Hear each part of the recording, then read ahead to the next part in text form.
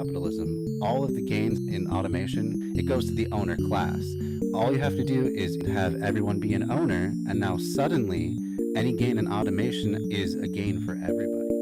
If you grow just one thing, it may not grow as well as if it grows with another thing. A good example of that is called the Three Sisters method of farming. There is definitely multi-apartment buildings or multi-families that do passive design.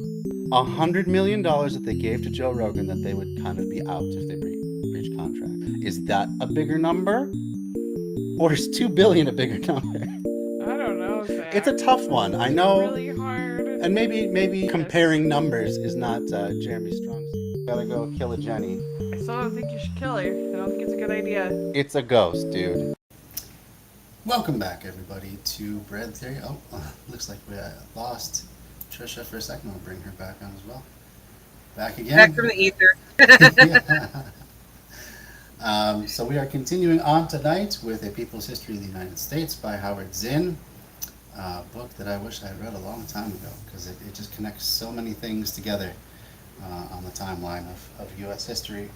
And it's always told from the perspective of the most vulnerable peoples. So we have been learning about Bacon's Rebellion in the past episode, which was it was a working class revolution against the new capitalists, the new forming capitalists, but it was also against the native people that they were living with. So it had it still had that manifest destiny streak, that racist colonial streak in it as well, but it sounded like conditions were pretty horrid for even the white working class in that time. Hello to James. Good to have you. Hi, James. At the beginning of the show. That's great. How have you been lately, Trisha? Doing better. I was sick for a couple of days over the weekend. Some more congestion coming back to kick my ass, but I'm better now. Jeez. Thankfully, I had throat cooked tea and some honey that's infused with hot peppers to put in it, and that shit knocked it right out. Nice. Well, glad to hear you on the mend. Thank you. How about you? How was your weekend? Oh, it was pretty good. I got contact lenses, as you might have noticed. Haven't had contacts in I don't know how many years now, but yeah. Weird to get used to them again. It feels like everything is zoomed in. Right? You know, it's like I went up to the tab on my browser and clicked zoom in on everything. So yeah, it's weird to get used to, but man, I see so much better with contacts than glasses. I really hate wearing glasses altogether. Just constant cleaning and falling off and worrying about where they are. Oh, it's the worst. Much rather have contacts. That's why I save my glasses for only like I need to take my contacts out, then I can wear them at night to watch TV with, and that's about it. Otherwise, no. Yeah. Yep, that's where I'm at now too. So yeah, we did that. We went to a memorial service for my last grandparent who passed away this year actually. We didn't think she would make it to this year, but she did until February. So they had finally cremated her. Well, I guess they probably cremated her a while ago, but we spread her ashes, mixed them in under the tree that we had spread my grandpa's ashes. So it was a really nice thing. My family showed up. You know, That's beautiful. it was a nice ceremony. Together. Yeah. Yeah, and it's a beautiful catalpa tree that they had planted in a city park in Minneapolis for them. I don't know if you've ever seen them before, but they're like the giant heart-shaped leaves, and then they get white flowers right around this time of year, and they get to be pretty tall too. They can be 50, 60 feet tall, just covered in flowers in June. So Beautiful. yeah. Especially Yeah, the it was heart good. shapes there, like I know, yeah. Little that's added bonus. precious. Hell yeah. Mhm. So that was cool. And then we went to a housewarming party for another friend of ours. So lots of life milestones this weekend for people, and that was a lot of fun too. And yeah, that's about it. And then I streamed last night. Talked about Bill Maher and how ridiculously reactionary he is. And Yep. how he's basically laying the groundwork for his Why I Left the Left story arc. I just expect it to come any day now. Yeah, I got to see part of the show yesterday and was talking to Sneeka while watching it. And I was like, man, Zach's got Bill Maher on a skewer and slow roasting his ass over and over. Oh yeah, I'm not gonna let him get away with that stuff. So yeah, I went, you know, every point that he made, we looked it up, and time again, he was lying or overstating things or taking things out of context. What's wrong? It's hot in here. Okay, do you need me to turn on the air conditioner? Yeah, but I can only play for a little bit. Okay. Amanda's gonna join us. Sweet! Hell yeah. So I'm gonna the compromise is I have to turn on the air conditioner, so there's gonna be some white noise over the playback. Sorry, guys. So That's okay. sorry for that, everybody. But It's actually you know, not bad. It's hot, grads and Really hear it. friends. It sounds like a Well, fan, that's not Mason. So That's why. good. That's good. What? You always put the chair down first, then you realize you can't get past it. Yeah, I don't know. Well, I mean, to dive under the bed, do a tuck and roll and like, bam! I mean, that'd be pretty badass, wouldn't it? That would be making an entrance. Absolutely. Yeah. Yeah, and then, let's see. Was it this last weekend that For We Are Many had something about the Black Panthers or something on? Or was that last weekend? All the weekends are blended together at this point. I'm not sure. I need to check with Rob and see if he got the videos kicked out from over the weekend. The New Era Young Lords had a mass demonstration in Chicago. So I need to check to see if that footage is up yet. But because of that event going, we'll be picking classes back up here in We're those rearranging on this room. Wednesday and Saturday this week. There was so much going on last week that we had to postpone the classes. So, Yeah. No, I hear that. it happened, you know? I mean, one of those things, praxis over class. You know? Yeah. Especially for something that huge, that was really beautiful to get to see that solidarity there. That's cool. And soon here we're going to do an interview with Panther leadership, including Cha-Cha Jimenez from the New Era Young Lords too. So I'm looking forward to that a lot. Cool. Cool. What I mean, what are you doing? Hi. What are you doing that's super cool? Got an interview coming up soon. We don't have the date scheduled yet, but we'll be doing an interview with Chairman Zulu and Cha-Cha Jimenez, and I think Tom Watts might be joining us for that too, possibly. We'll see. Nice. So, crossed. Hopefully, hi, Natalie. Hey, Natalie. Hi, Natalie. Good to see you. Hi, James. Okay. Well, I think we should get started back into the chapter. And it's been so long now, I can't remember exactly what we were talking about last time, but I'm sure we'll get into it quickly. Sometimes servants went on strike.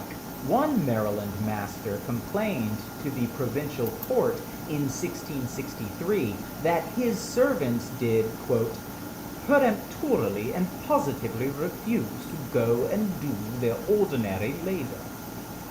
The servants responded that they were fed only, quote, beans and bread, unquote, and they were, quote, so weak we are not able to perform our employments he puts us upon. They were given 30 lashes by the court. More than half the colonists who came to the North American shores in the colonial period came as servants. They were mostly English in the 17th century, Irish and German in the 18th century. More and more slaves replaced them as they ran away to freedom or finished their time. But as late as 1755, white servants made up 10% of the population of Maryland. I think we should clarify. I believe when he says servants, he means indentured servants, not just simply people who are hired to do a job and at will and whatever. Turn up the video audio? Sure, we'll turn it up. But yeah, that was usually the hook, line, and sinker for people who could not afford to actually make the trip over here themselves. They would sign up for indentured servitude and be stuck for however long their fucking master felt like keeping them indentured. Yep. Yeah, and usually at the end of their period of servitude, they were left with nothing. You know, Right. They basically just left with the dirty rags on their back and lucky to have shoes. So a lot of them ended up just, being on the street after that. So it was just a way to get a bunch of very cheap, basically free labor, and then once you're done with it, just use it up and throw it away. Right. Pretty. Ticket and some room and board, and you got servant for like a year. Mm-hmm. Fucked up. It's exploitation. No surprise there. Colonizers. Yeah, for sure.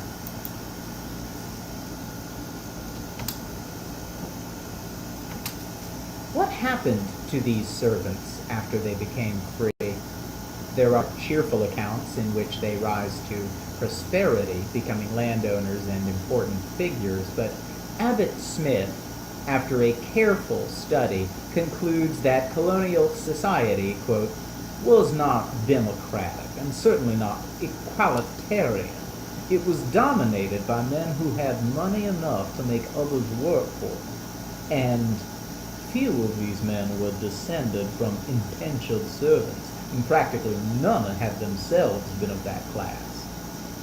After we make our way through Abbott Smith's disdain for the servants as, quote, men and women who were dirty, lazy, rough, ignorant, lewd, and often criminal, who, quote, thieved and wandered, had bastard children, and corrupted society with loathsome diseases, we find that, quote, about 1 in 10 was a sound and solid individual who would, if fortunate, survive his seasoning, work out his time, take up land, and wax decently prosperous.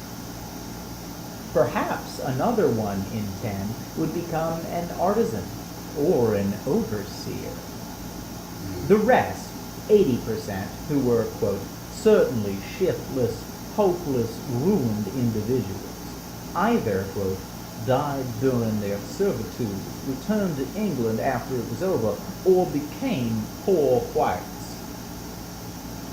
Smith's conclusion is supported. So there you go.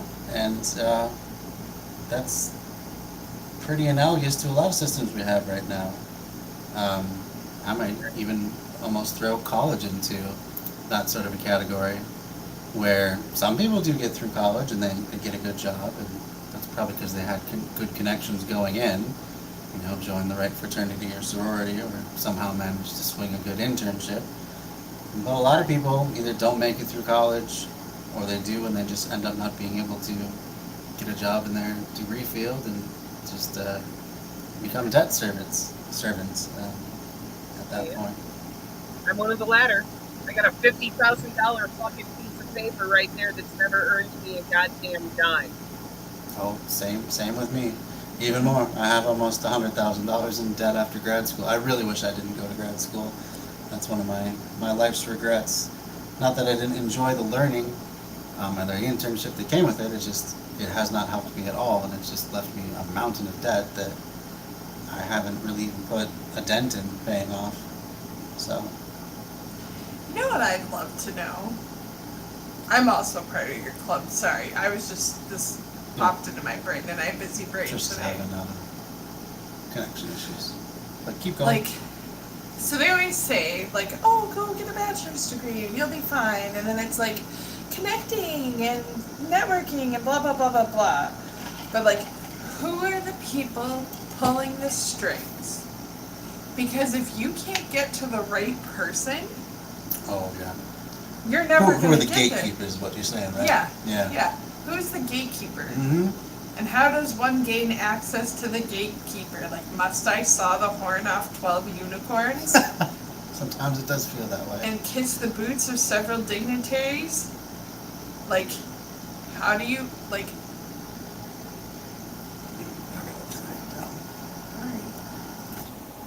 Sorry. Go ahead. But, like, that's the gatekeeping.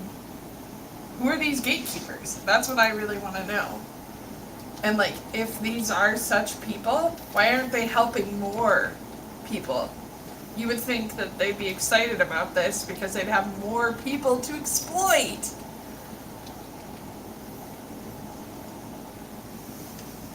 Yeah.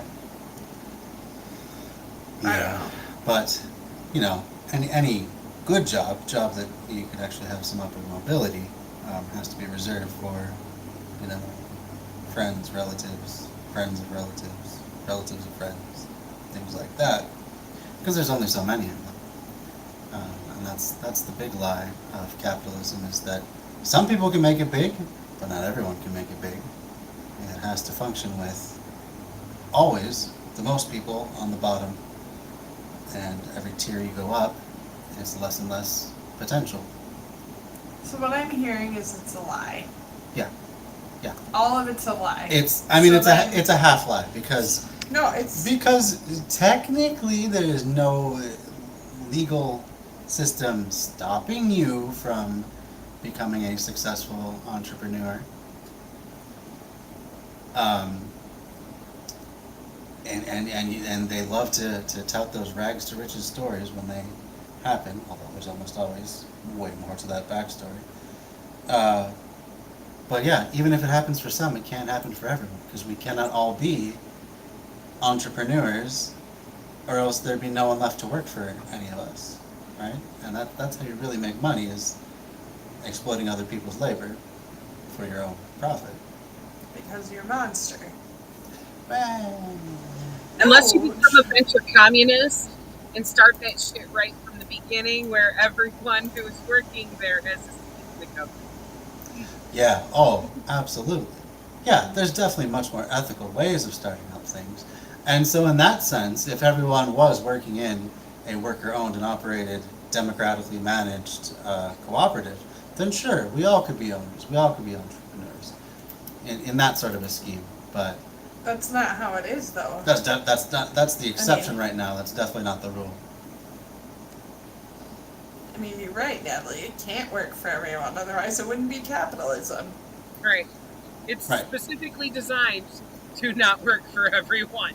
No, it's designed to privilege people that hoard jobs, resources, whatever. It privileges people that hoard things, basically. And I wish we would frame it that way more often, because that is what it is. You know, people are like, oh, I should be able to spend my money however I want. Well, for one thing, you only have that money because of the efforts of other people, your workers. And they are only your workers because you got some, corner of the market eked out for yourself, and you don't let anyone else in if you can help it. I just thought of something now. Yeah, go for it.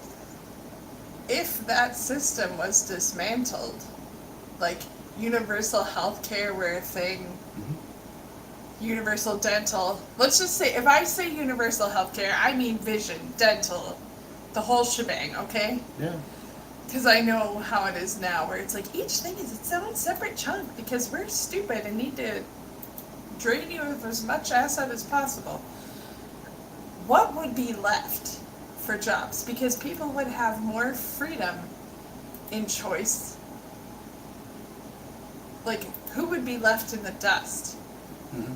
and then like to study that and be like, Yeah, well, it's the lazy ass owners, those same people that we talked about in earlier chapters, who were so lazy, these owners, that they started the transatlantic slave trade rather than have to plow the fields themselves when faced with starvation.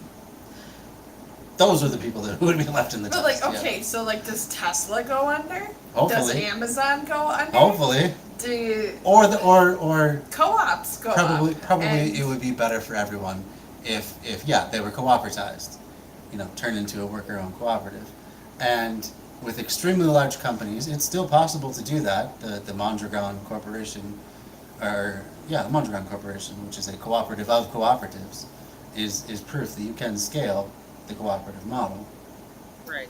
And there still are problems within that system of income disparity, but it's like, I think that the highest paid person has about 20 times the salary of the lowest paid person, compared to a lot of Fortune 500 companies, probably every Fortune 500 company, where the highest paid person is many thousand times,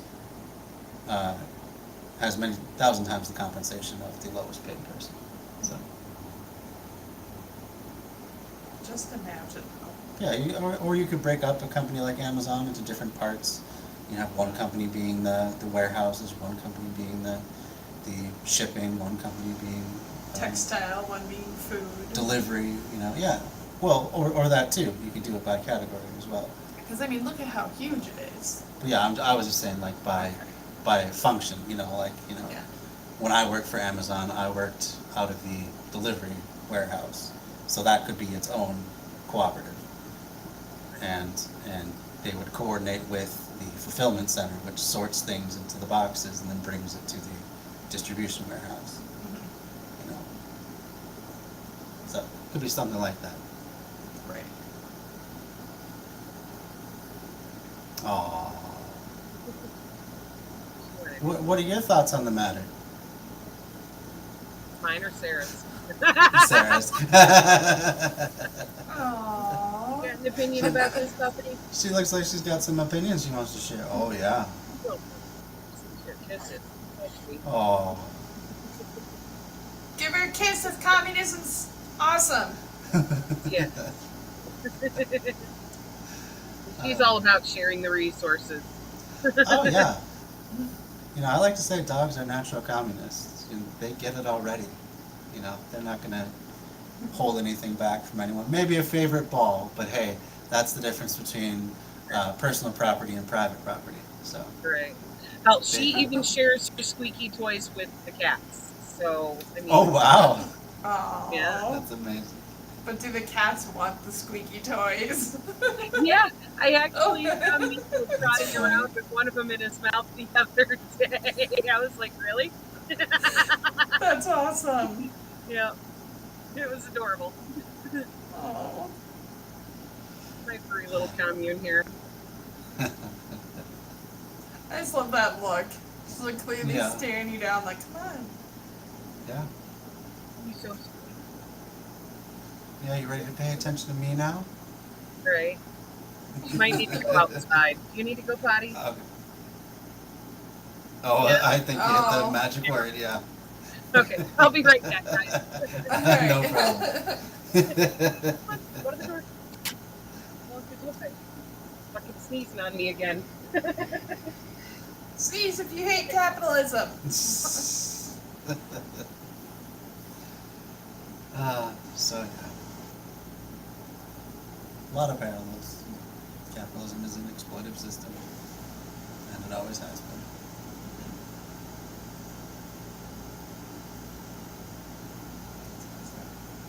It is 7:38.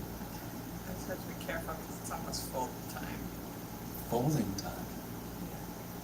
Oh, your bread. Amanda's been making homemade bread, and lately has been doing sourdough, which has been delicious. Everyone's been encouraging her to start her own cottage business and get a cottage license to sell it like farmers markets and stuff. Not that she wouldn't need a commercial kitchen or anything. She would just have to passed a simple test that shows that That she I don't- understands not to leave mayo out at your room temperature. Stuff and like that. Lick the bread before I sell it. Yes, don't have customers lick the bread that they want to purchase. Oh to, no, to that's save it the for only later. way that's how I know which ones to hold. But Yeah, it's been pretty great. So she's been giving out loaves to all her friends and Ooh. family. Pepperoni rolls. That sounds bomb. We could make that. Veggie pepperoni rolls. Ooh, yeah, that'd be really good. That one veggie pepperoni was super good. If you could just get a little thinner, it would be way easier. This week we've forayed into the realm of kombucha starters, Yeah, and it has made some pretty pungent bread. yeah, because I have been brewing kombucha for about 2 years now, and so we have 2 of them going at any given time. So like, yeah, let's try it out. Add some of the kombucha in, and Hillbillies invented pepperoni rolls. I did not know that. I always Sounds thought about that was right. an Italian sort of thing, but hey, that makes sense. Well, you just don't take this pepperoni and roll it. Are you, Nope. are you doing a Philadelphia accent? You're gonna play a game of cornhole after that? It's hard, okay? All of Amanda's accents eventually morph into Russian. It is her blessing and curse, because she's really good at the Russian accent. Just everything ends up sounding kind of like it. It's hard. It's cute. West Virginian miners? That's cool. Oh, that's so funny. Well, you know, you could just you buy the pepperoni and then you roll it, Okay, and then you like cheese. You put it on the top. I'm sure that's a spot-on West Virginia accent that you're putting on for all of us, right? I try really hard, okay? I know This is my life, guys. I make bread and I get mocked. you do. Oh, Italian immigrant miners. Thanks. Well, that makes sense. Yes. See, James knows what's up. I remember hearing a story once of these British miners, and they were in fact mining so deep that they were going underneath the sea to get some of their, whatever it was they were mining, I don't remember. Octopus. It was some sort of metal, and whatever kind of metal it was, it meant that they couldn't hold stuff that they ate, right? Because they would risk metal contamination. So they invented this sort of pasty sort of a thing. It was like, shaped like a large dumpling, maybe kind of like a pierogi or something like that.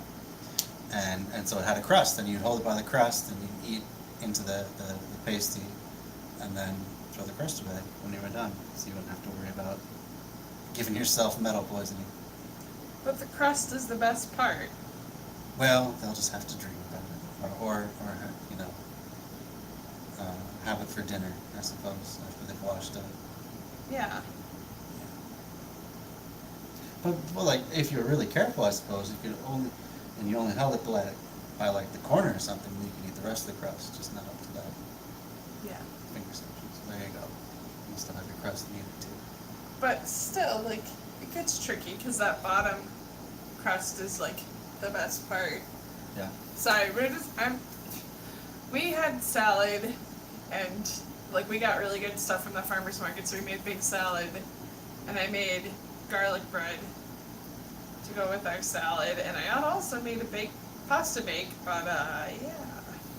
Some states aren't allowed to sell pepperoni rolls. Am I not What? understanding what a pepperoni roll is? Is it more than just like a big meat log or something? I think we might be talking about not pepperoni rolls. Pepperoni rolls. Let's look it up now. I'm intrigued. I think Zen's back, Oh, okay. I saw a I puppy. don't hear her yet. but I saw Puppy. Oh, okay.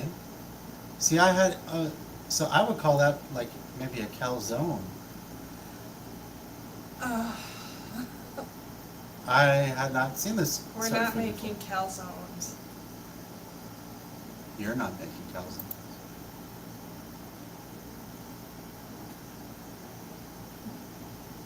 No, yeah, I remember, Country Roads, Take Me Home, West Virginia Mountain Mama, all that stuff. I like John Denver. He definitely captured the majesty of country living, especially in mountainous areas.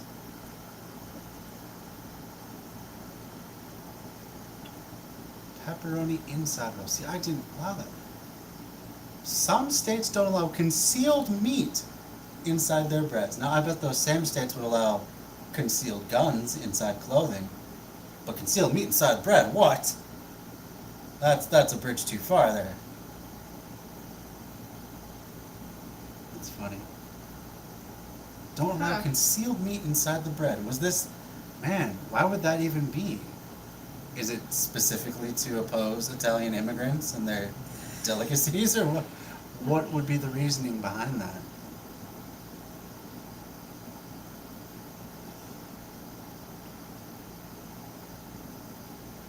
Yeah, concealed meat. We are a concealed carry state, but we're not a concealed meat state. You have to have your meat out in the open. Puppy! Puppy trying to steal my seed. Ooh, hot pepper sounds really good in that too. She's an I'm adorable gonna little try that bird. sometime. I've never had that particular dish before. Welcome back! Thanks. Do you know about pepperoni rolls, Trisha? What's up? Do you know about pepperoni rolls? Maybe what I'm thinking of, yeah. It's kind of like a calzone. It looks like. James was Right. just telling us about this. It's like it's a West Virginia thing apparently, and so like you have your sub sandwich looking piece of bread, and then it's stuffed with like melted cheese and pepperoni and stuff. Right, and then you just dunk it in the sauce. Yeah. See, I didn't know about this at all. I'd never heard of anything called a pepperoni roll before. I feel like you guys are giving him too many ideas, and then I'm gonna wake up to half of a loaf missing, and he'll have like ripped the bread out of the middle and then stuffed it with whatever. And no, I'm gonna stuff my meat in the bread. That. why? We're not Why? going to touch that one. So apparently James was telling us that in some states it's illegal to conceal meat inside of bread. So they don't allow pepperoni rolls. That's Because we can't is inspect bonkers, it. isn't That's it? what. Okay, It's really you can't weird. expect the inside of a watermelon either, but I'm assuming that have to be sold. That's very bizarre. right. I mean, Meat is not organic. Well, meat. Can you really say meat is organic though? Oh, of course, yeah. I don't know. When I think of Yeah. organic matter, I think of like produce. well, I mean, we're organic. Oh. Meat does qualify, but as far as something being designated that in the grocery store, it typically means that whatever animal that meat came from was fed an organic produce diet, of, Mhm. Yeah. like not Organic a fed, yeah. Uh-huh. Yeah. But I don't know. Yeah, I that's all it also takes. think about all the stuff we eat, and that, I mean, we're already probably mostly partially embalmed anyway with our diets Yeah. and the Right. things around us.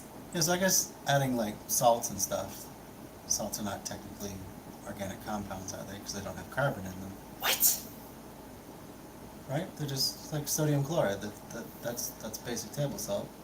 But salt is naturally occurring. But organic compounds mean specific things. So I guess Oh, that no. I don't know We just went down a what the really dividing line. bad Yeah, path. let's not go way down the what is organic rabbit hole. Okay, I'm sorry. But no, it's fine. Right. You can go look it up for yourself, and if you have something to report back, I'd be interested to know. But I think it mostly just means you can't use petroleum products in the feed. Oh, Or it's there's just contaminants, Yeah. like anything that would be a red flag as far as nutrients go. Like if you're using fucking Miracle Grow, it's not organic. But and Natalie, when it's not pumped horn, but they typically do Yeah, list sure. those things separately to make sure you're well free of like this was not raised on hormones or antibiotics. This was Right. not get anything GMO, and it would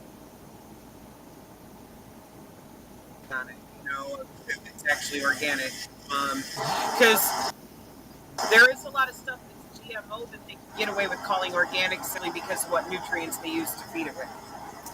But it's still GMO and gonna fuck you. Slimy bastards. Yeah.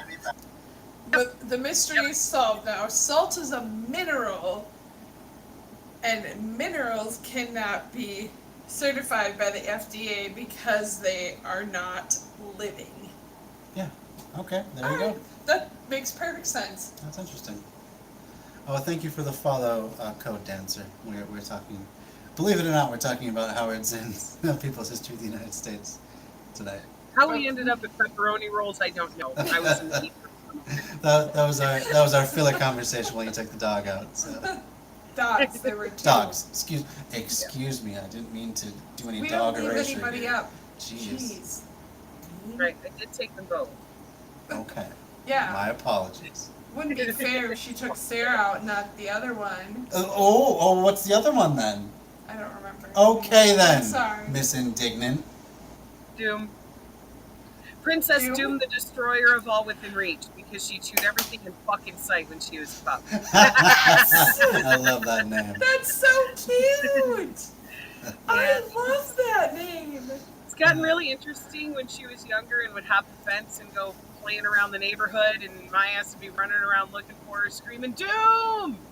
Doom! And people were looking at me like, what the fuck's wrong with you? One of those end times conspiracy theorists. You could have played that up! Straight up!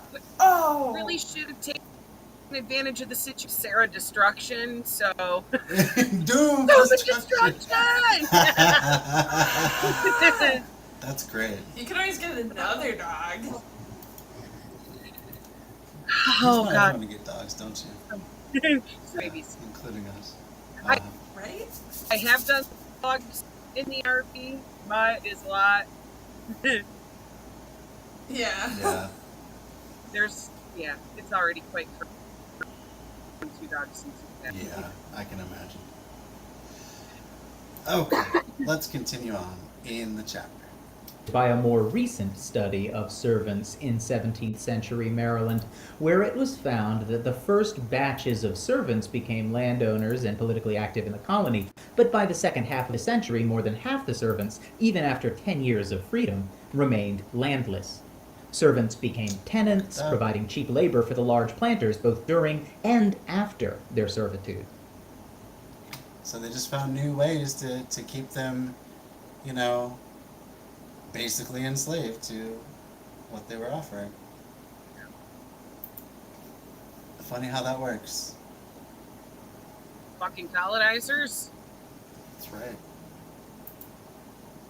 It seems quite clear that class lines hardened through the colonial period. The distinction between rich and poor became sharper. By 1700, there were 50 rich families in Virginia with wealth equivalent to 50,000 pounds, a huge sum in those days, Sure. who lived off the labor of black slaves. Oh, you wanted to say something there?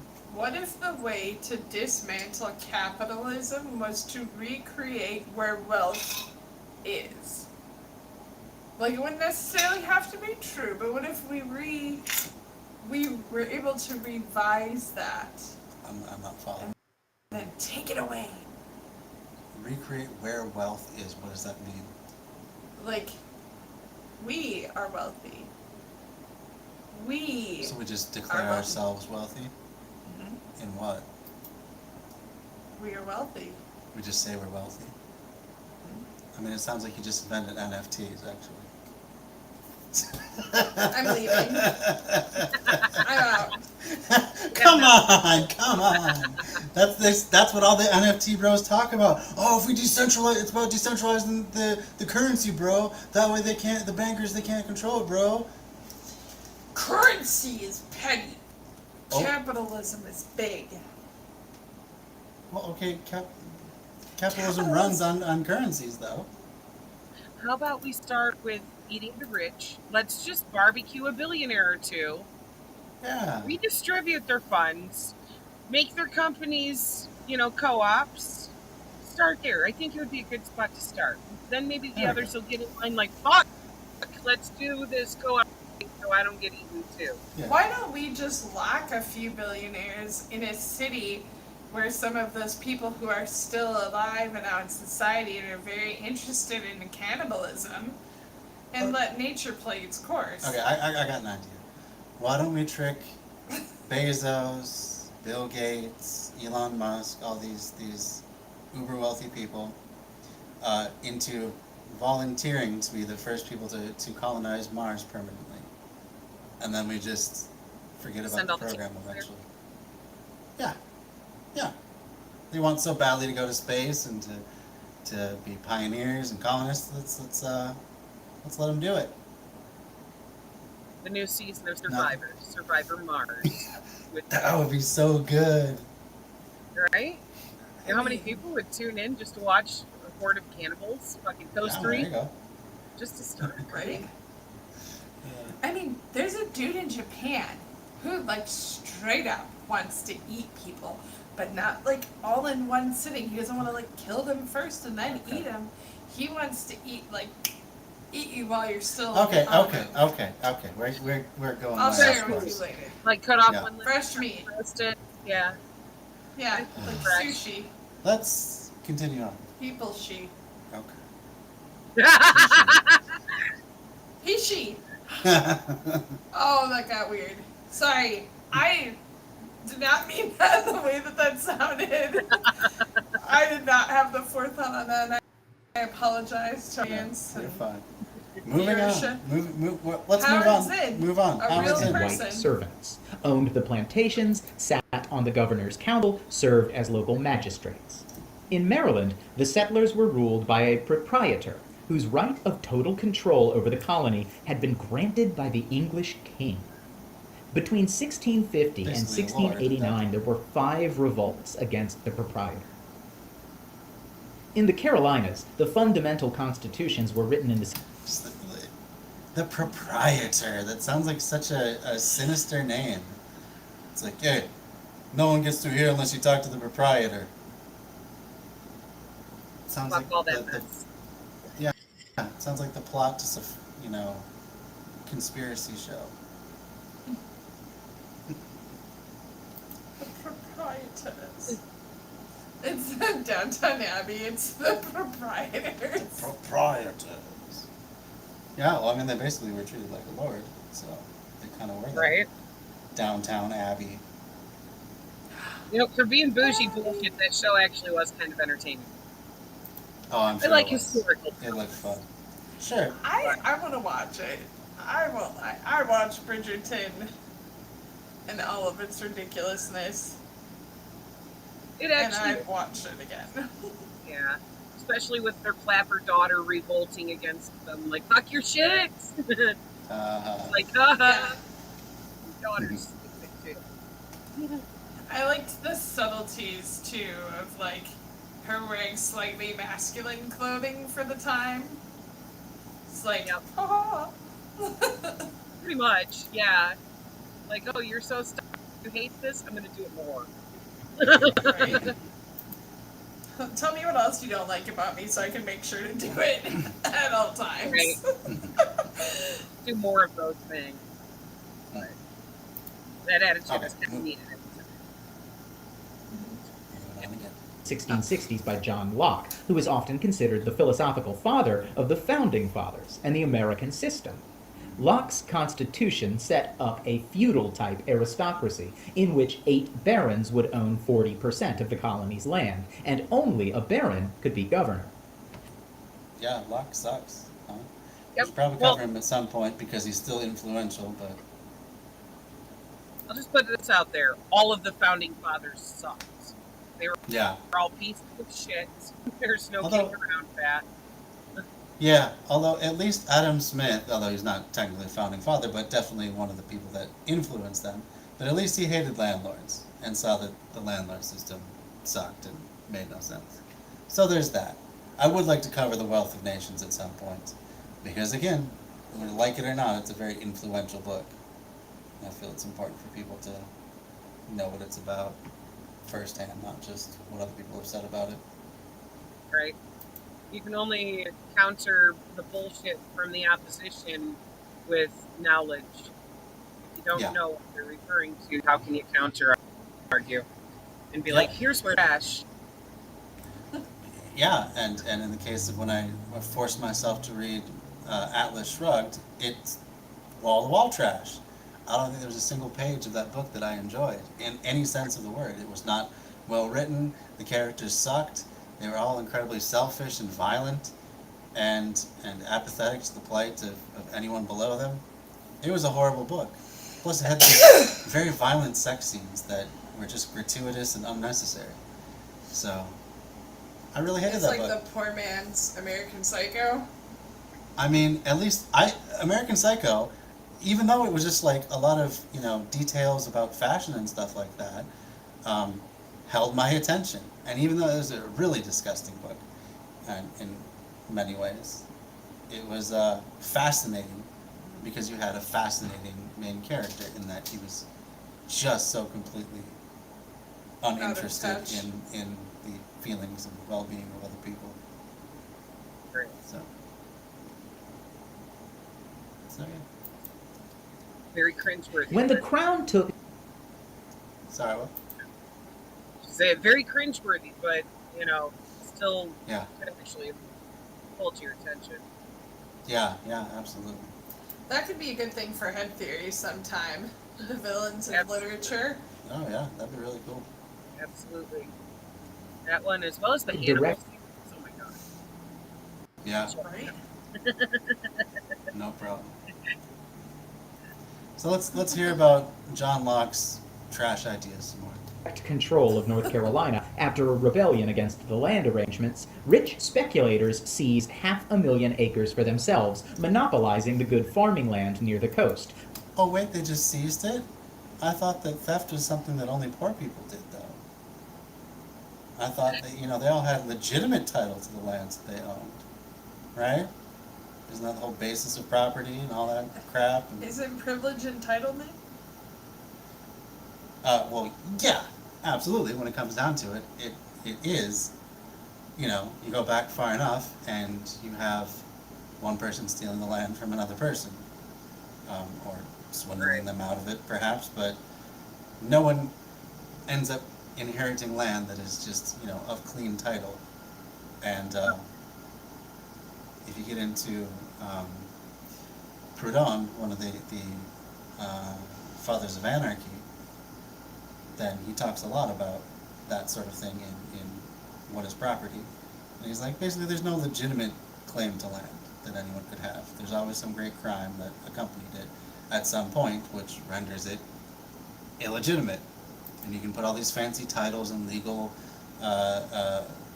architecture around it, but when it comes down to it, it was stolen at some point. And that's every piece of land. Even basic homesteading. Guess what? Stealing land from the indigenous. Yep, absolutely. Absolutely. So yeah, taking that empty land that turned out to not actually be empty if you consider natives to be human beings. Continuing on. Poor people, desperate for land, squatted on bits of farmland and fought all through the pre-revolutionary period against the landlord's attempts to collect rent. Carl Breidenbaugh's study of colonial cities, Cities in the Wilderness, reveals a clear-cut class system. He finds, the leaders of early Boston were gentlemen of considerable wealth who, in association with the clergy, eagerly sought to preserve in America the social arrangements of the mother country. By means of their control of trade and commerce, by their political domination of the inhabitants through church and town meeting, and by careful marriage alliances among themselves, members of this little oligarchy laid the foundations for an aristocratic class in 17th century Boston. At the very start of the Massachusetts Bay Colony in 1630, the governor, John Winthrop, Did you ask to pause it? Boston still looks like that. It's one of the most expensive fucking places in the country. Yeah. Yeah. Their aristocracy bullshit is continued. Like, you can't even get a fucking one bedroom without spending like $2,500 a month for the apartment. It's That's fucking insane. That's crazy. Yeah. Like, I mean, you can still pretty commonly find one bedrooms for $1,200, and they'll be nice in Minneapolis, St. Paul, but yeah, It's that's unaffordable getting for out of most hand. people. Well, yeah, exactly. That's unaffordable for like over half of people by themselves. Um, so yeah, but I mean this is the result of having housing being on the free market, commoditizing housing. Uh, Yep. it just makes the prices go up forever because you're not ever really making new land, and you can get away with some upzoning and densification, but still eventually it becomes a scarce commodity, and the price keeps going up, and a lot of people depend on that price going up and up and up. That's how you get things like NIMBY, not in my backyard, people saying that they don't want any new developments because it would lower their land value. And if more people are allowed to live in their area, it does lower their land value relatively. I mean, the price overall still goes up. So they're not entirely correct in that, but they could have even more if they keep people out. This is silly. So yeah, so there's a vested interest that all of these homeowners have in keeping out anyone who comes by after them, just slamming the door in everyone else's face. Like, there are things that should happen that are for the good of the community, like expanding public transit, like adding light rail lines or adding subway, if that's that sort of area. So like, Sure. free housing or not, I would want more access to things. I would want more options instead of having to drive everywhere. Oh, absolutely. I wish I could just get on a good, you know, mass transit system that I didn't really even have to think about too much about when it's going to come. It came often enough that you miss one and you can just take the next one in 10, 15 minutes, night or day. Still runs the same routes, weekends the same routes, because like people don't stop needing to go places just because it's the weekend or the middle of the night or whatever. Right. Yeah, I would love to be able to do that, and I just wouldn't drive for the most part then. And I think the system, like, I don't know if this is real or if this is just in my head, but like, where most people that live by that quicker transit are not the people who really need it, like the people who don't make as much, the people who don't have access to reliable transportation aren't the ones that are lucky enough to live in the express busing areas. I don't know, maybe that's just me and I haven't looked at it enough, but No, I was basically floored the first time I took a real express bus, going from downtown Minneapolis out into the suburbs. It was just night and day, the experience. You pay when you get off the bus, so you don't have people holding up the bus to get on, so that was nice. The seats were like real upholstered seats, not just some hard piece of plastic like they have on most of the buses and light rails and stuff like that. The driver had a very clear PA system and would say, "Welcome aboard the blah blah blah blah blah express. Basically, saddle up, everybody. We're gonna go on an adventure together to go back to the suburbs, and haven't you all had a great day at your office jobs?" And they were just so nice and respectful and friendly and stuff like that. And you contrast that to just a local service bus, who oftentimes the drivers are rude, or just stressed out, maybe. or stressed out, and people have a hard time getting on and off, and it's just you hear a cord pulled every single block in a lot of cases. It was just like night and day, but it's because it was the bus service that was primarily meant for business commuters that they did everything completely different. But it just shows that you can have that sort of a system They just choose to only do it for a select few. The top. The top, yeah. The creme de la creme. Yeah, because it did cost more as well to get on that express bus, especially during rush hour. But you would think too, like maybe they should be paid better. I can imagine driving a bus is a shitty job because it's something that needs to happen all the time. Well, to be honest, if we were to, well, we're getting off on another tangent, but that's fine. That's fine. No, that's fine. I'll go check my That's bread. fine. No, you're fine. You're fine.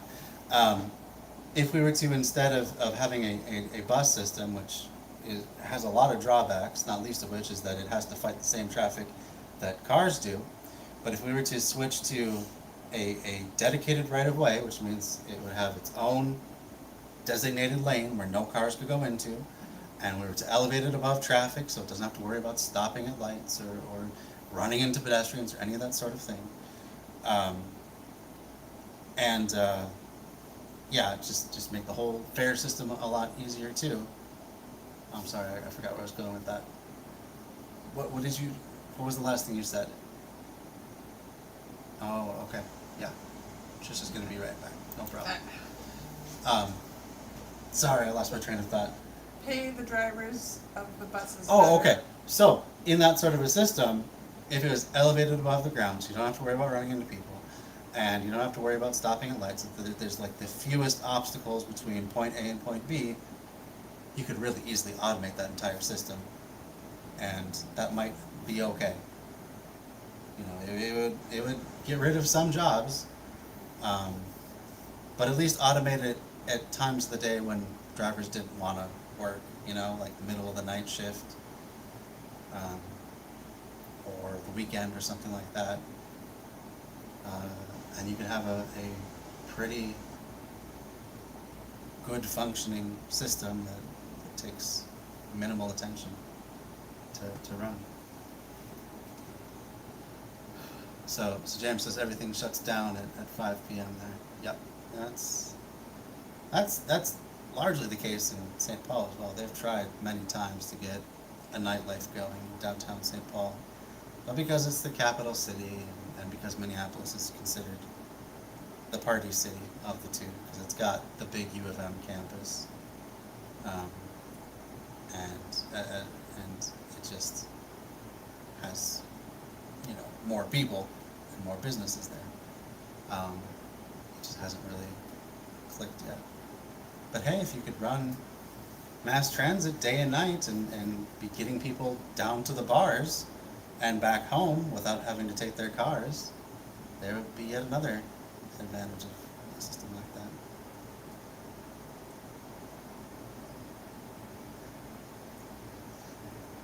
So who calls the police? Well, I mean, to be honest, who calls the police now if someone gets robbed on the bus? Generally the police show up late, and maybe they'll take down some notes. Or they'll make it And that's worse. it. Or they'll make it worse, They'll be pissed off that they had to respond to something like that, and they'll take it out on the people that are still there. So nobody in general, but you can always have safety cameras on or something like that. But basically, people just take care of each other.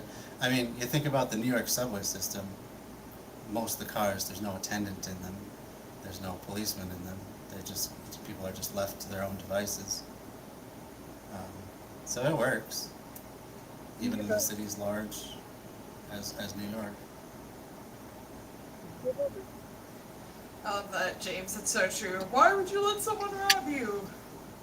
Yeah, exactly. Get mad at you for letting someone rob you. I don't know, Officer Doofy, because I haven't seen your handsome face in such a long time, so I thought I'd let someone rob me so I could call you. Oh, God. Whenever you have the opportunity, always objectify pigs. Absolutely. Just to make them uncomfortable. Yeah. Right. Oh, thank you so much, Alyosha, for the 14 bits. That's very, very kind of you. Everyone go check out Alyosha. Get bitty with it. Na, na, na, na, na, na. Oh, you should make a song like that. That'd be fun.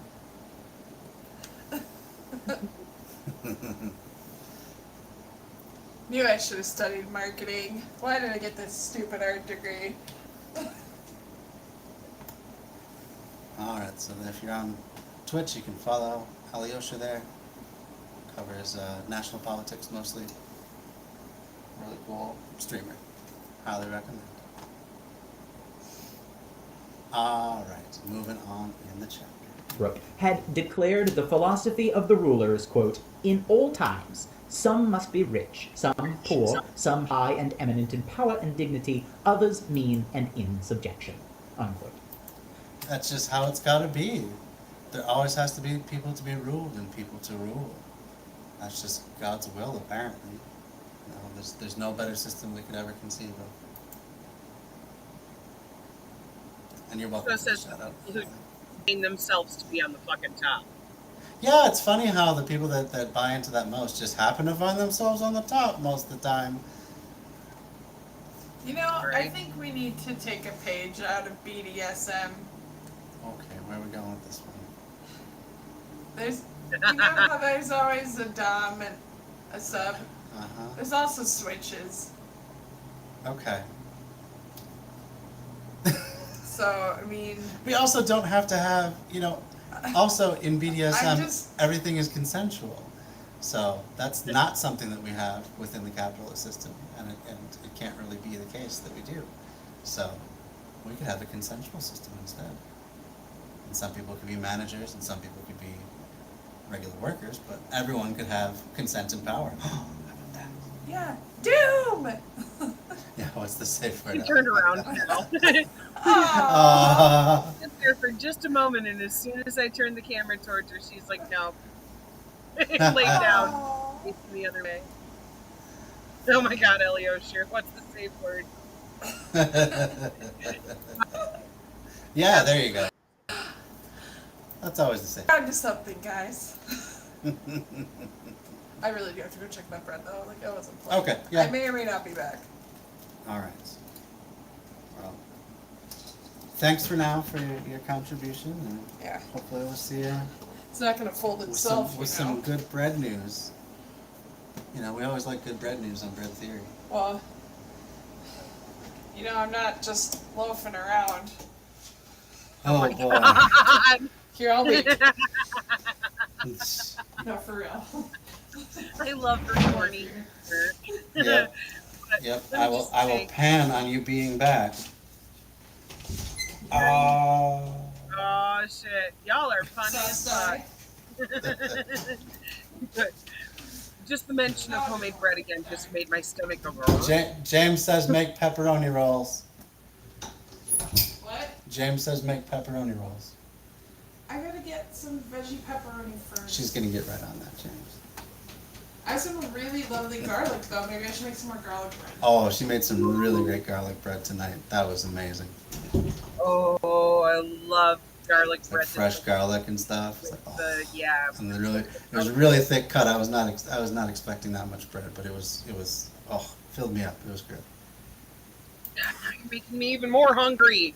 No, I'm so sorry. I want some. All right, continuing on. Rich merchants erected mansions. Persons of quality traveled in coaches There you or go. sedan chairs, had their portraits painted, wore periwigs, and filled themselves with rich food and Madeira. A petition came from the town of Deerfield in 1678 to the Massachusetts General Court. Quote, "You may be pleased to know that the very principal and best of the land, the best for the soil, the best for situation, as laying in the center and middle of town, and as to quantity, near half, belongs unto 8 or 9 proprietors." In Newport, Rhode Island, Breidenbaugh found, as in Boston, that, quote, "The town meetings, while ostensibly democratic, were in reality controlled year after year by the same group of merchant aristocrats who secured most of the important offices." A contemporary described the Newport merchants as, quote, "men in flaming scarlet coats and waistcoats, laced and fringed with the brightest glaring yellow. The sly Quakers, not venturing on these charming coats and waistcoats, yet loving finery, figured away with plate on their sideboards." The New York aristocracy was the most ostentatious of all. Breidenbach tells of, quote, window hangings of camlet japanned tables, gold-framed looking glasses, spinets, and massive 8-day clocks, richly carved furniture, jewels, and silver plate, black house servants. New York, in the colonial period, was like a feudal kingdom. The Dutch had set up a patronship system along the Hudson River with enormous landed estates where the barons controlled completely the lives of their tenants. In 1689, many of the grievances of the poor were mixed up in the farmers' revolt of Jacob Leisler and his group. Leisler was hanged, and the parceling out of huge estates continued. Under Governor Benjamin Fletcher, 3/4 of the land in New York was granted to about 30 people. He gave a friend 500,000 acres for a token annual payment of 30 shillings. Under Lord Cornbury in the early 1700s, one grant to a... Lord Cornbury. These have to be made-up names. Come on now. They're really horrible. You'd think they'd made it, but I mean... Lord Cornbury does not approve of you peasants' uprising. Return to your shacks immediately. Right. Wow. Sounds like a D&D campaign. group of speculators was for 2 million acres. Lord In 1700, New York City church wardens had asked for funds from the Common Council because, quote, the cries of the poor and impotent for want of relief are extremely grievous. In the 1730s, demand began to grow for institutions to contain the, quote, many beggarly people daily suffered to wander about the streets. A city... Isn't that nice how they too just look at the homeless as a problem for them rather than people having problems themselves? We gotta do something about this eyesore of homeless people. Right. Yeah. It's not that the homeless are suffering, it's that these wealthy people are suffering for having to look at the homeless. I know. Oh, It's, fuck out of here. I'm sure sometimes they get begged for things too. They call him Corn Pop. I bet they did call Lord Cornbury Corn Pop in private. Never to his face though. I heard he was a bad dude. Yeah, most of them were. The council resolution read, quote, whereas the necessity, number, and continual increase of the poor within this city is very great, and frequently commit diverse misdemeanors within the said city, who, living idly and unemployed, become debauched, and instructed in the practice of thievery and debauchery, for remedy whereof resolved that there be forthwith built a good, strong, and convenient house and tenement. The 2-story brick structure was called Poorhouse, Workhouse, and House of Correction. A letter to Peter Zenger's New York Journal in 1737 described the poor street urchin of New York as, quote, an object in human shape, half-starved with cold, with clothes out at the elbows, knees through the breeches, hair standing on end. From the age about 4 to 14 they spend their days in the streets.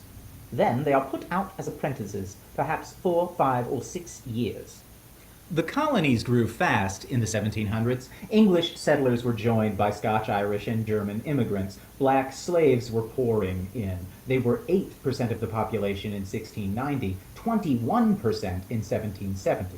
The population of the colonies was 250,000 in 1700, 1,600,000 by 1760. Agriculture was growing. Small manufacturing was developing. Shipping and trading were expanding. The big cities, Boston, New York, Philadelphia, Charleston, were doubling and tripling in size.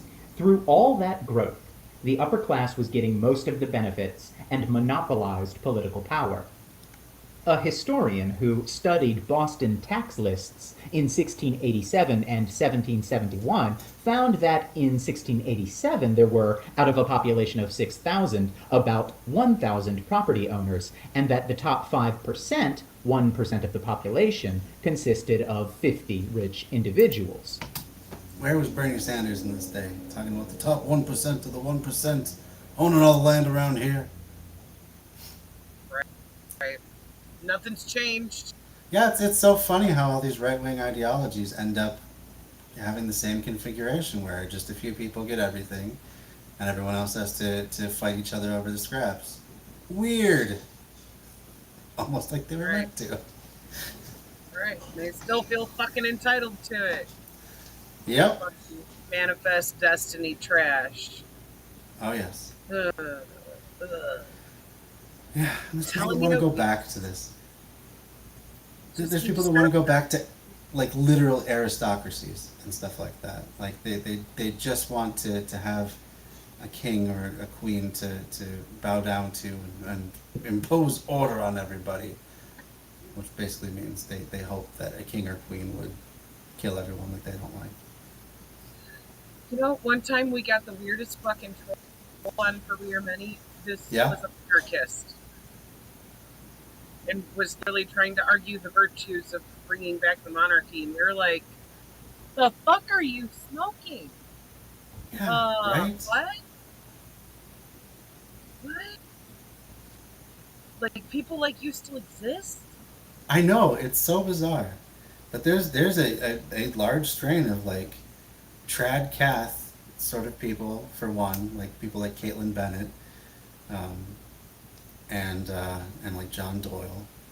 Well, I don't know if he's trad cath or trad some other Christianity, but you know, eh, monarchism, fascism, not all that far apart, really.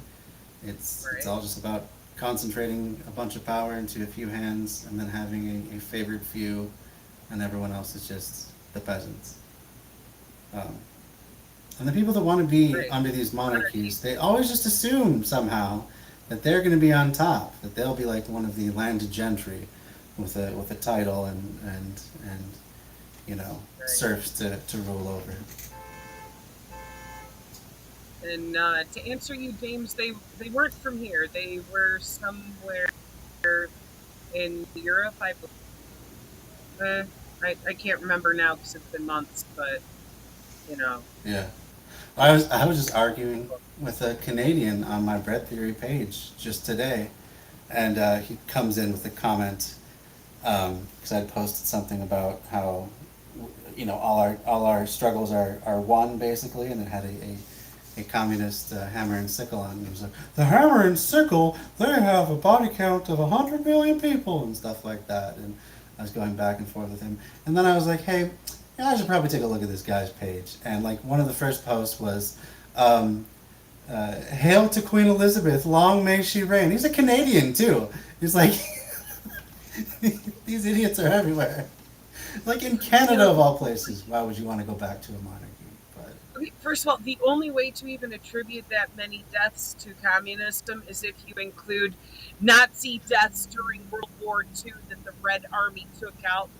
Those are quality kills. right, Okay? That's not Right. a death of communism. That's the Red Army kicking fascist fucking ass. Secondly, capitalism kills that many people every few years. oh, absolutely, yeah.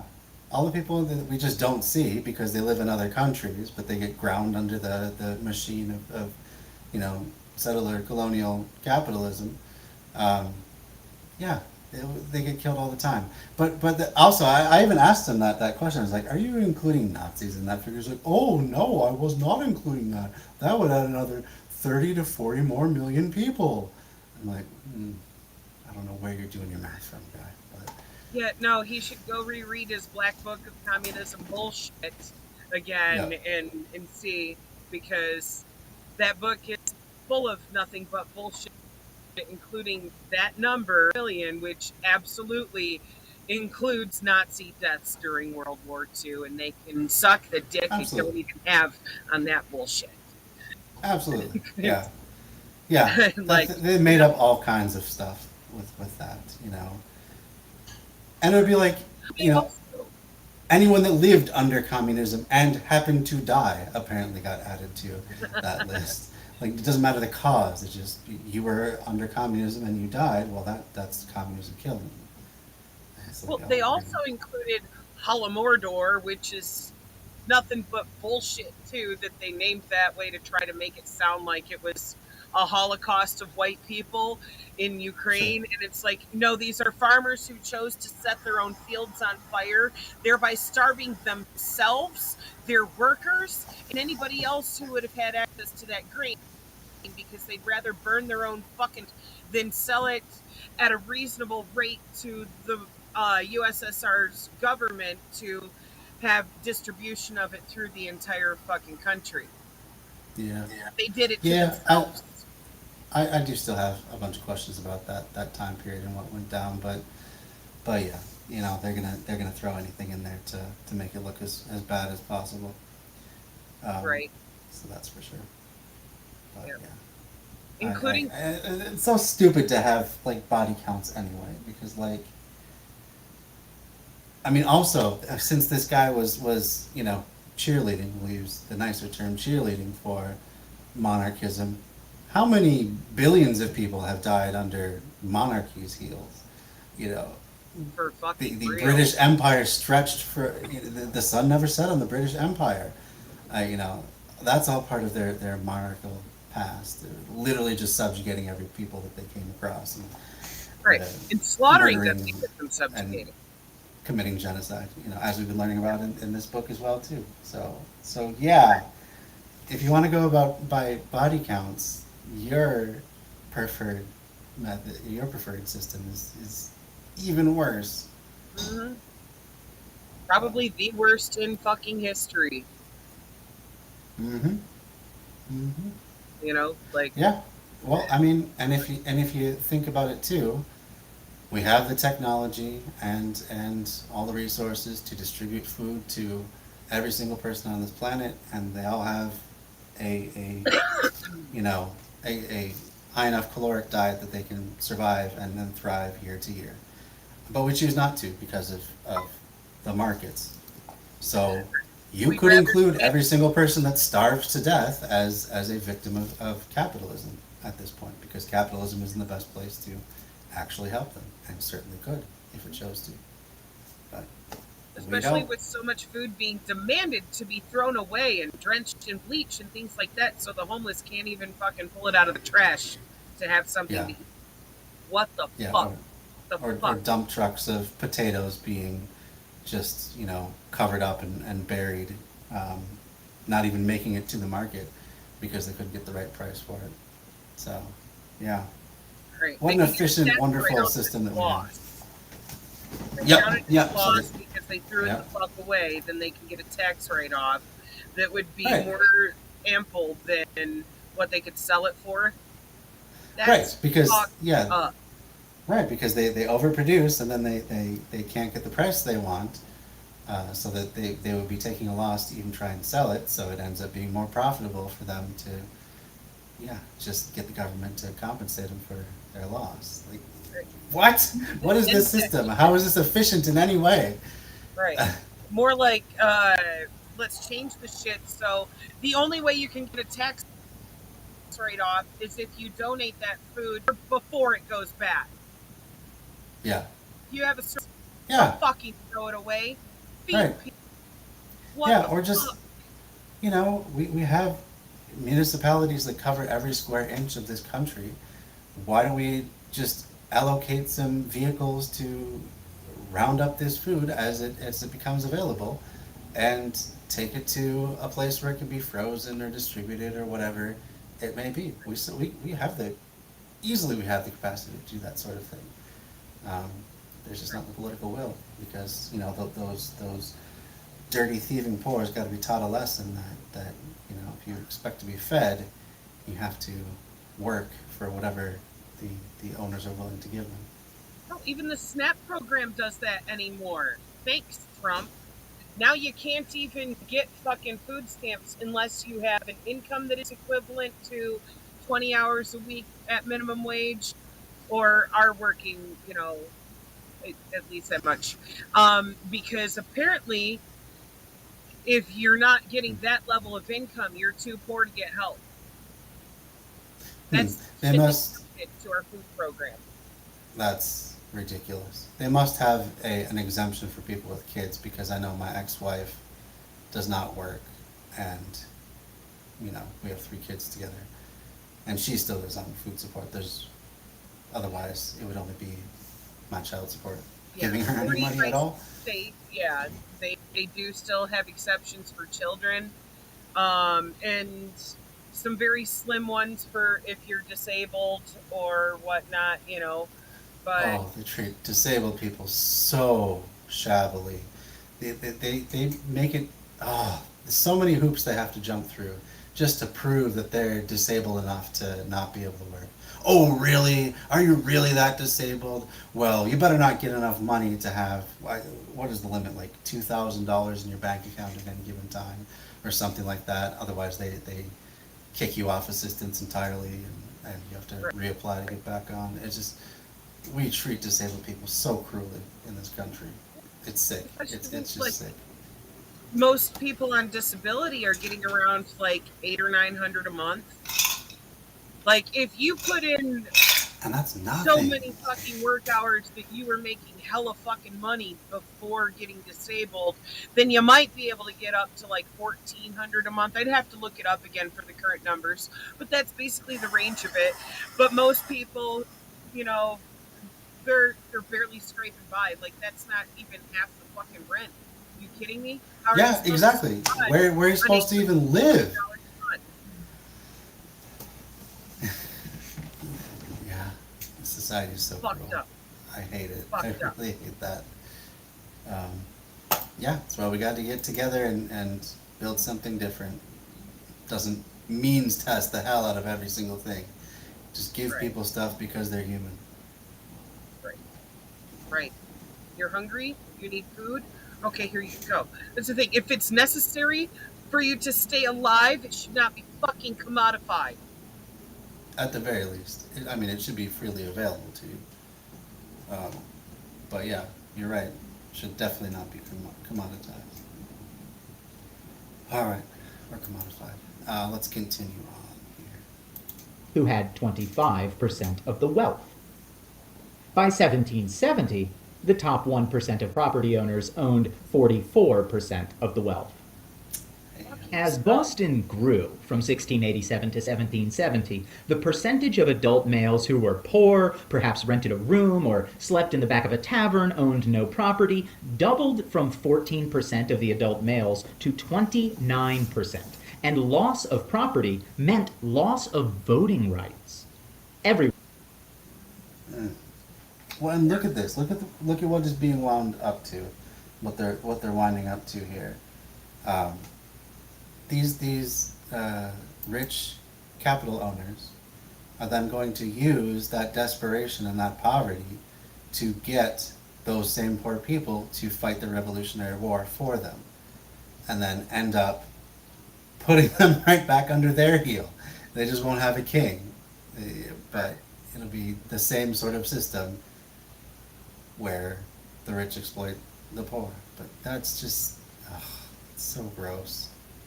They force people into those sorts of situations for their own personal gain. Right.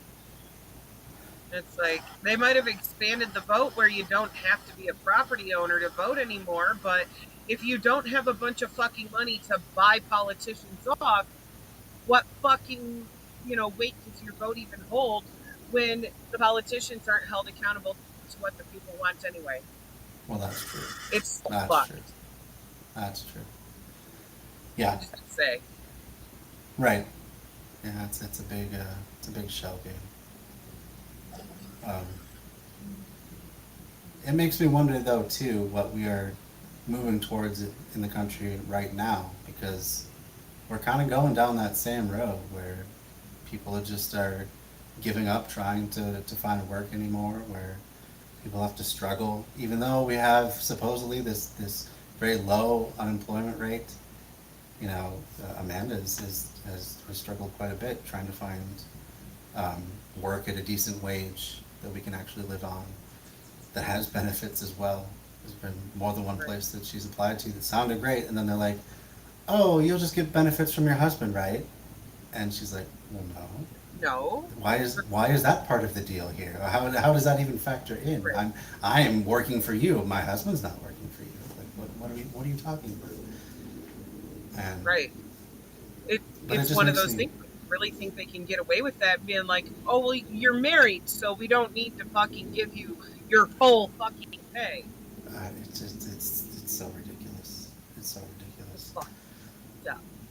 But it makes me think that people are getting squeezed more and more and more, and like millennials have very low home ownership rates. We have very little wealth as compared to the older generations at this same time in their lives. When they were entering their 40s, they had a much higher percentage of the total wealth in the country, and it's just getting all squeezed to the top and to the older generations.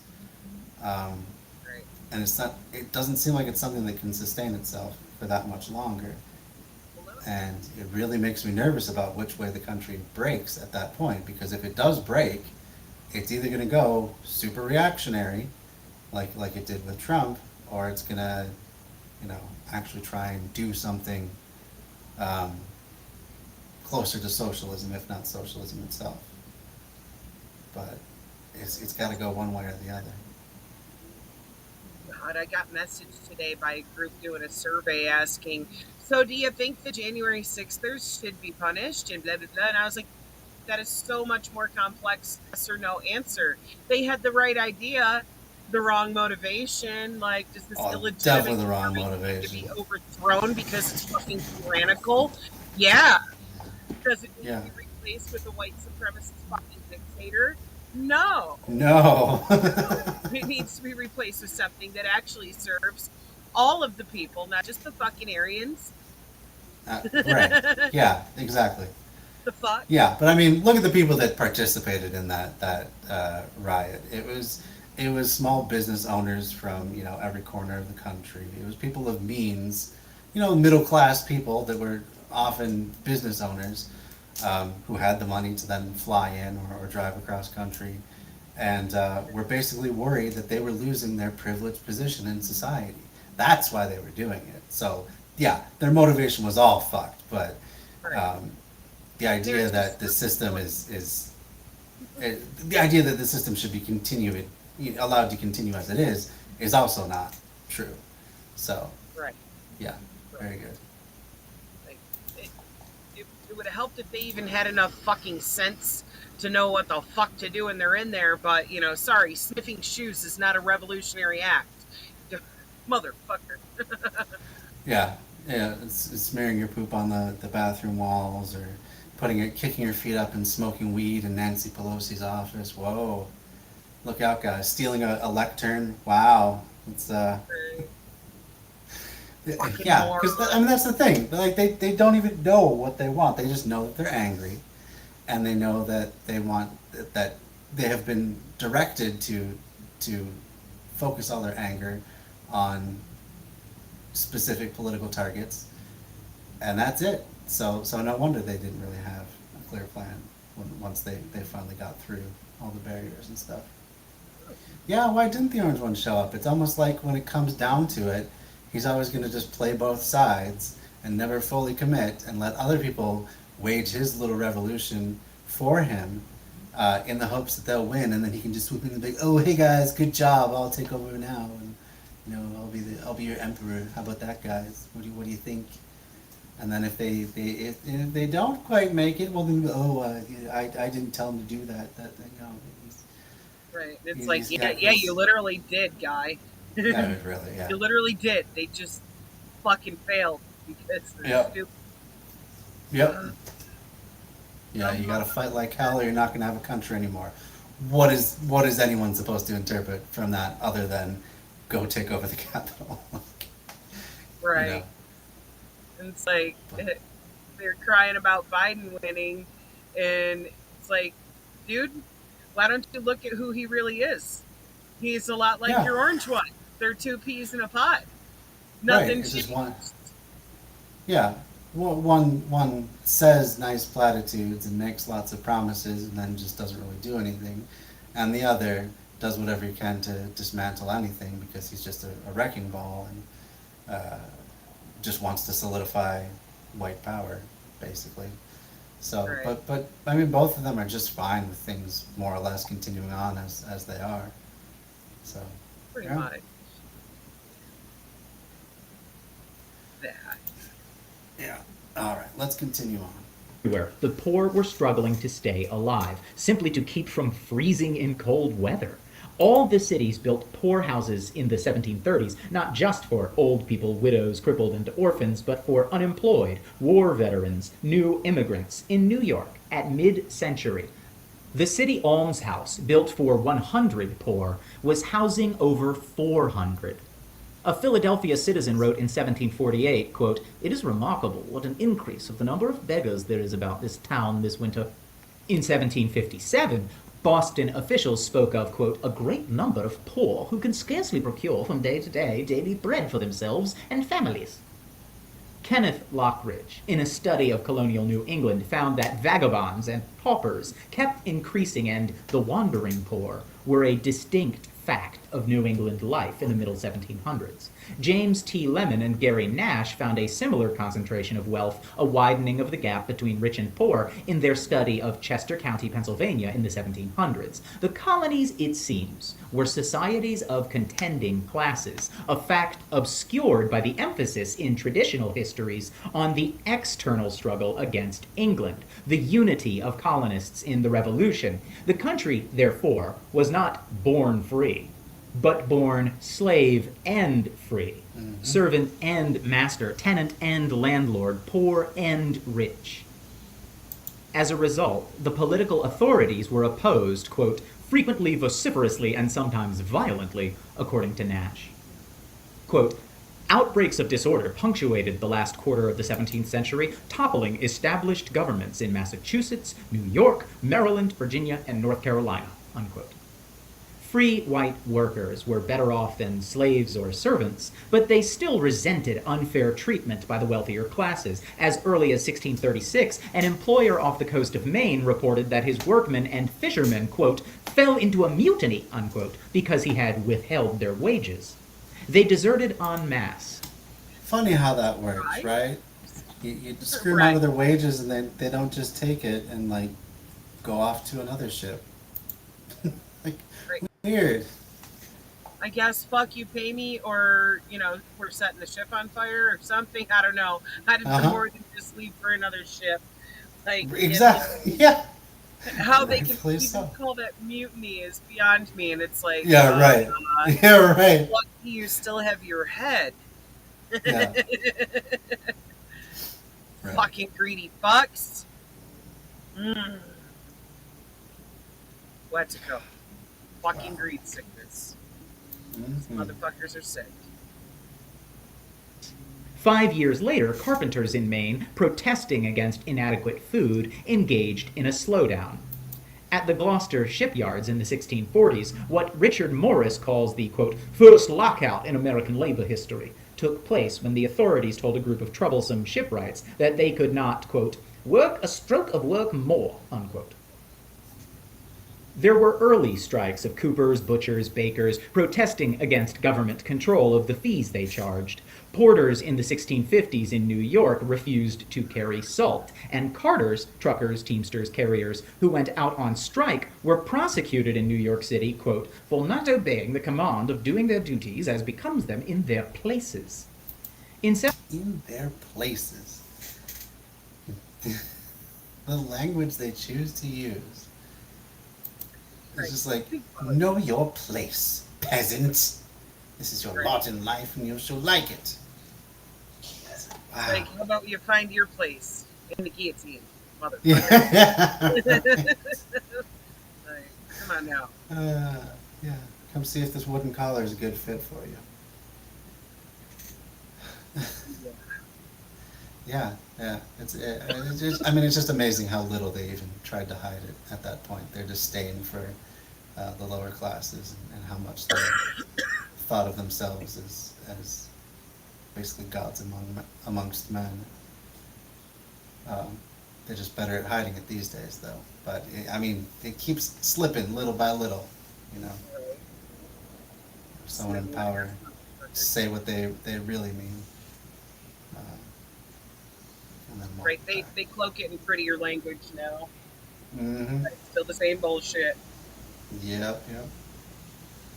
But yeah, it's basically the Lee Atwater doctrine of you don't say the very worst thing, you just dog whistle about it. And everyone knows what you mean, but you have plausible deniability. Right. That same Weasley thing that we were just talking about Trump doing, you know?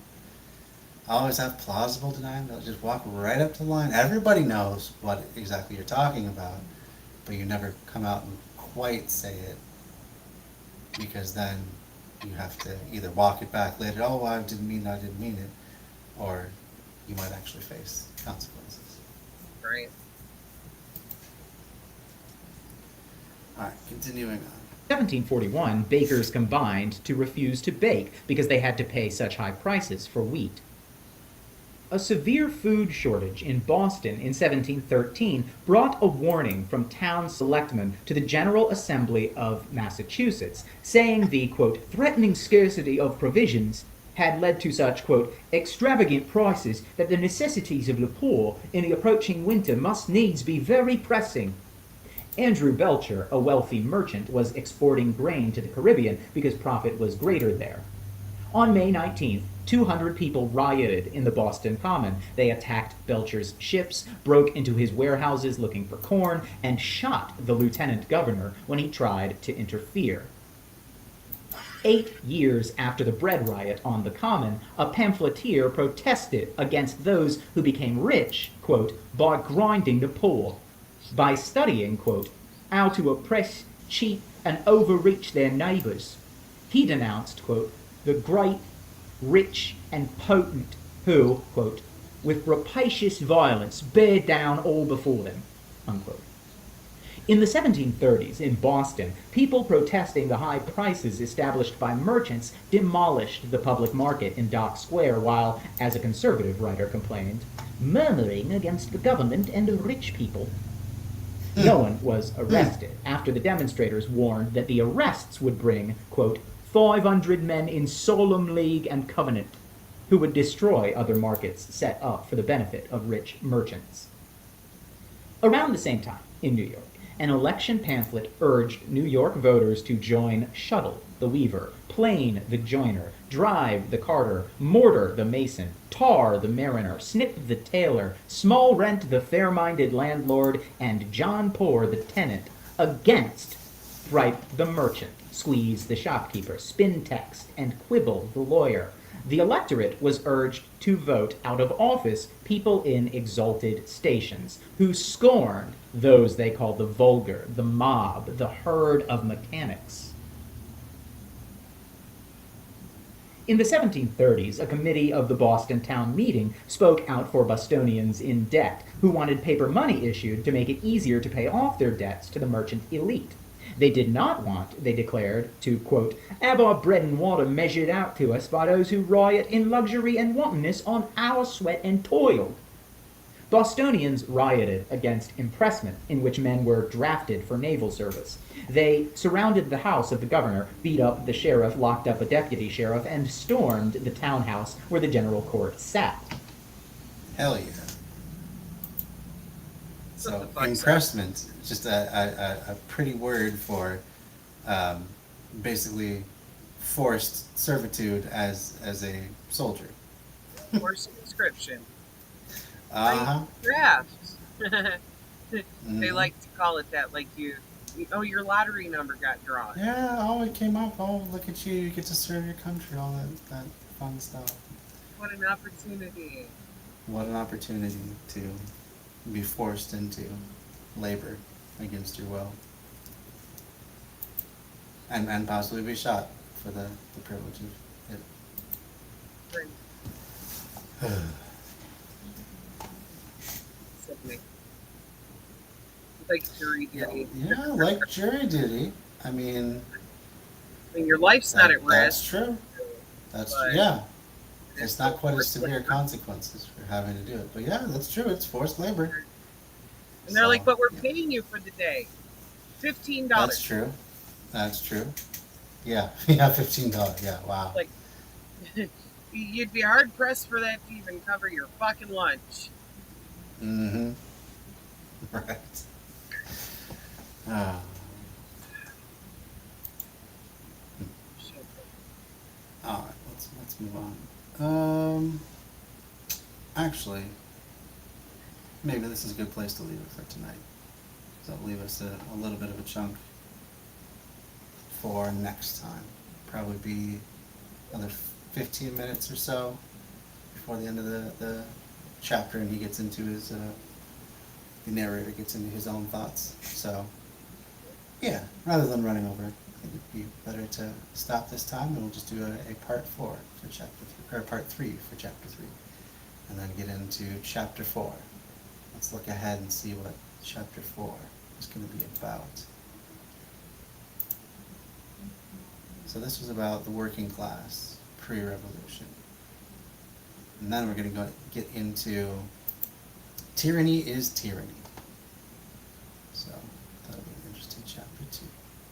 Right. Well, there's going to be so many parallels to draw there to modern day fucking tyranny. Oh, absolutely. And a much change. If anything. Yep.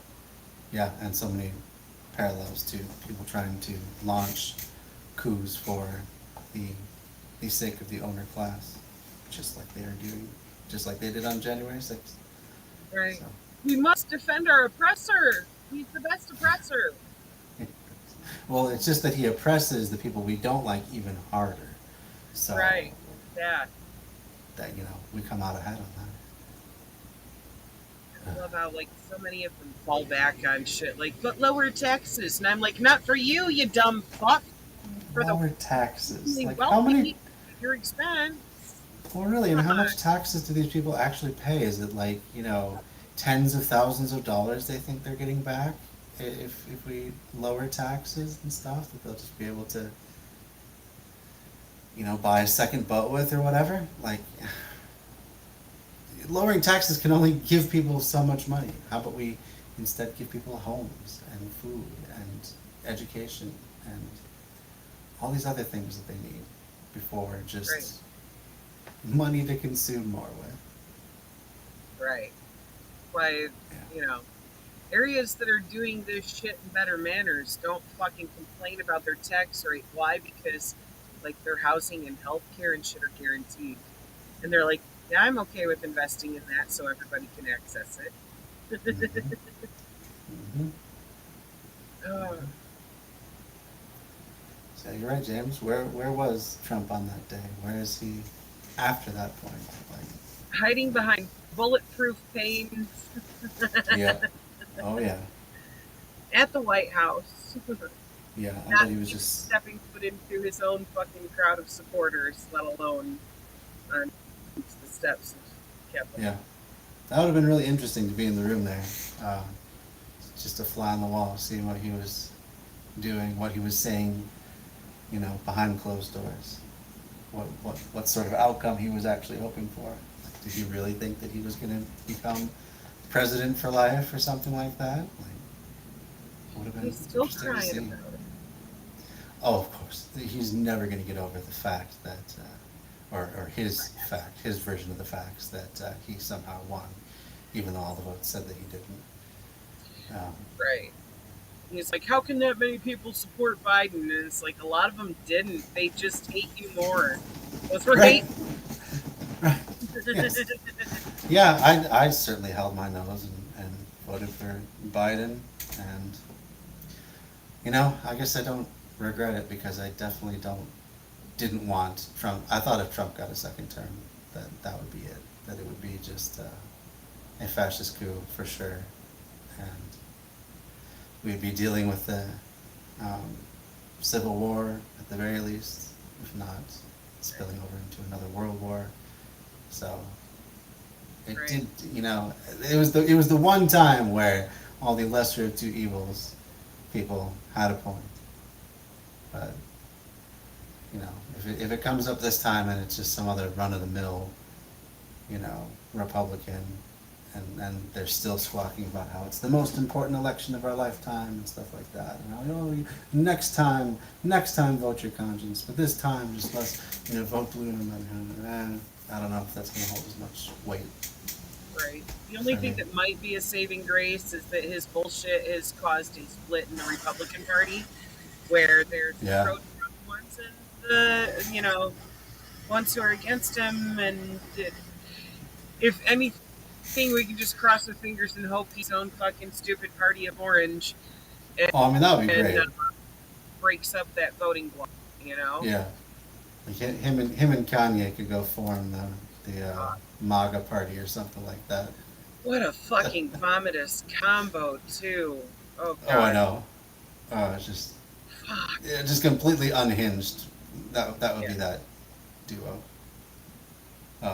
Although I do feel at least a little bad for Kanye because he seems to have pretty untreated bipolar disorder. But He does, but it he also says some pretty terrible shit about people. So. yeah. And that's the thing, like, I don't even fucking like the Kardashians. They're shitheads too. But that Oh, doesn't absolutely. affect that he's a narcissistic fucking abuser, and I Mhm. don't blame her for leaving him. Oh, not at all. Not at all. He was a possessive, control freak to her and their kid. And it's like they're not your property, asshole. He just Right? he's a dangerous, specific type of fucked up, and Yes, he is.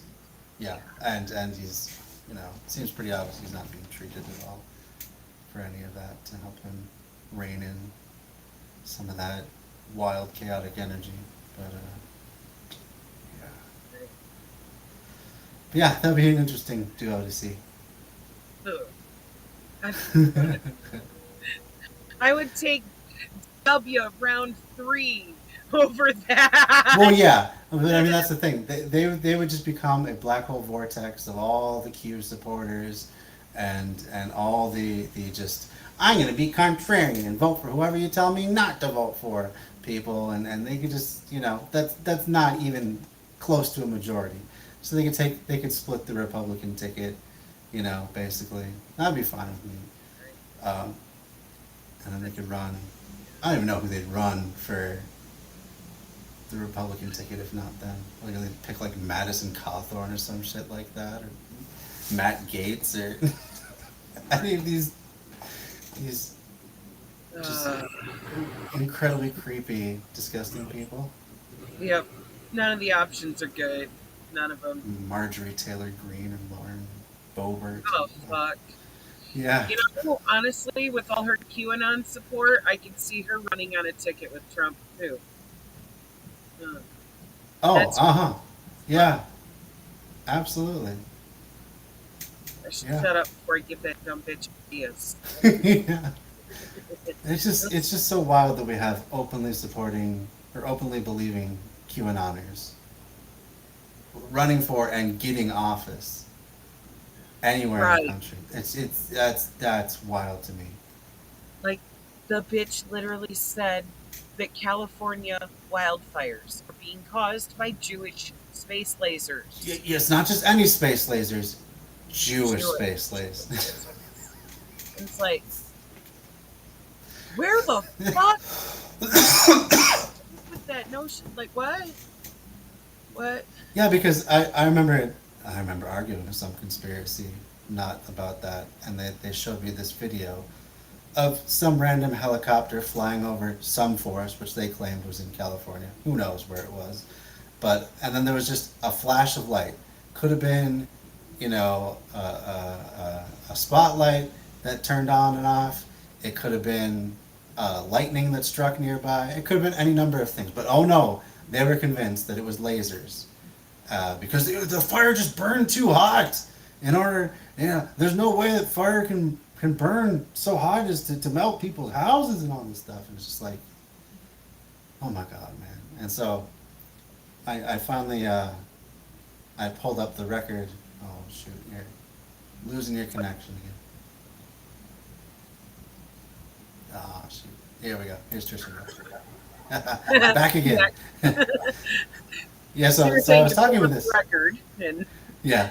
So yeah, I pulled up the record of the Great Minnesota wildfire, the Hibbing Duluth fire, and there was records of trains melting to the tracks that they were on because it was so intense. There was coins in strong boxes that fused to the coin boxes. So I was like, look, did they have their Jewish space lasers then? Is that what was happening with that fire? I don't think so. So, you know, at least that got them to stop talking. But Right. It's a trip talking to some of these people. Of all the asinine fucking shit all out of anybody's faces, it's like, wait, what? What crackpot? Come again? I know. Some of the shit they throw out there, it's like, what is in your pipe today? Right. Yeah, where can I get some? Jeez. Love to live in that much of a fantasy world. Yeah. But All right. there's enough morons still voting for people like her that it's like, what the hell? How does that even happen? Oh, wait. How does that even happen? It's a result of fucking up and dumbing down our education system. Plain and simple. We have a fucking dumb populace that, you know, even has anybody that would be like, yeah, that sounds like what's happening. What?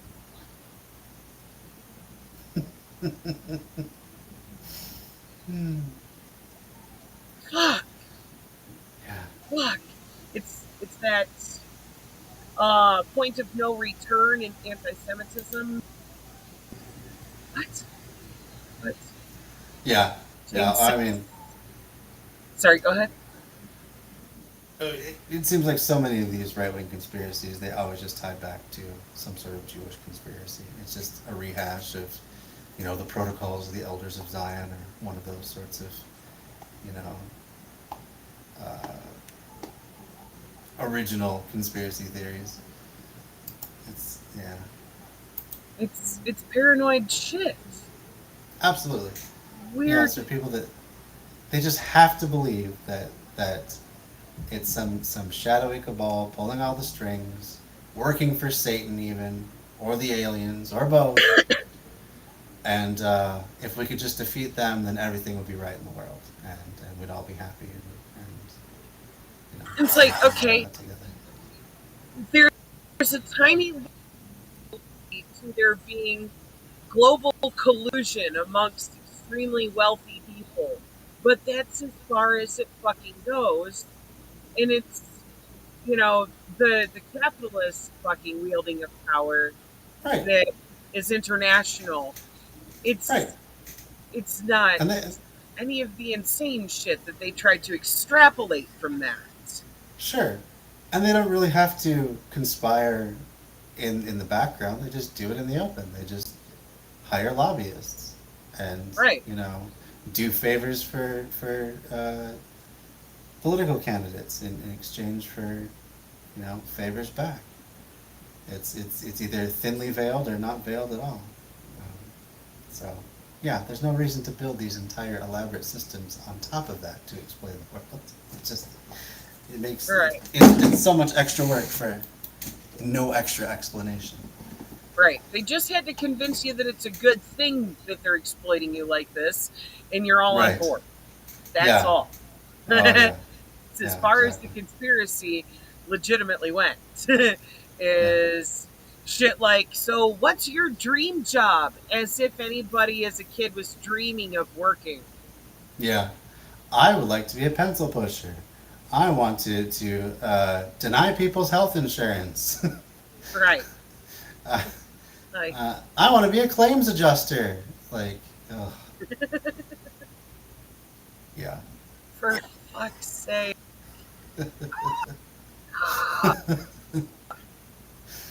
Oh, so revolting. But, you know. Yeah. Yep. That's the world we live. Like, what?